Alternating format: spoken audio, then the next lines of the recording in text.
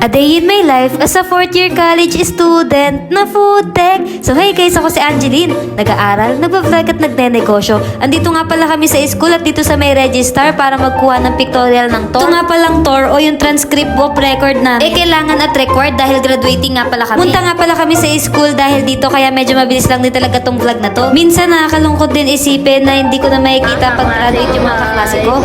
Tapos ito, dalawang naka-edit. Ito guys, face reveal nito, 100k followers.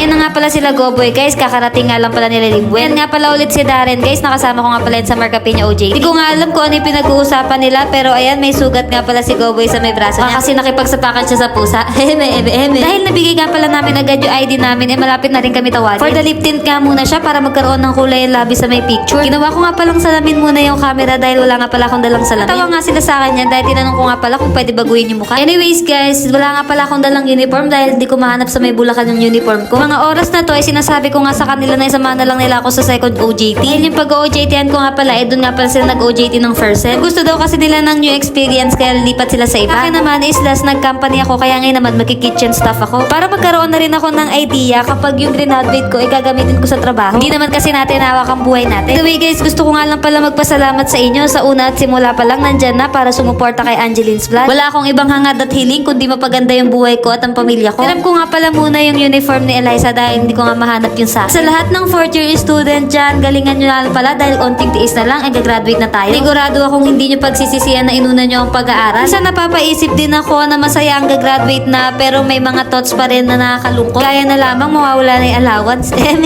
No kidding aside, once kasi na makagraduate na ay na talaga literal na buhay. Wala ka ng ibang aasahan kundi sarili mo lang. Pag graduating ka ay halo-halong emosyon nga pala yung mararamdaman mo. Pala guys, sa mga nagtatanong sa akin kung may tuition ba ang Iris, wala pong tuition ng Iris Manila Campus. Ay lahat ng estudyante dito ay mga scholar nga pala. Kung may babayaran man kayo, yung mga kailangan nyo lang per subject. Nga pala sa ibang updates, pwede kayo pumunta sa mismong page ng Iris. Please guys, kumain nga pala muna kami bago umuwi dahil tanghalian na rin. Noon nga lang pala kaikli yung vlog ko ngayon guys. Actually, parang mini vlog lang talaga siya. Pala na video yan yung iba dahil nakatulog ako. Thank you for watching. Bye!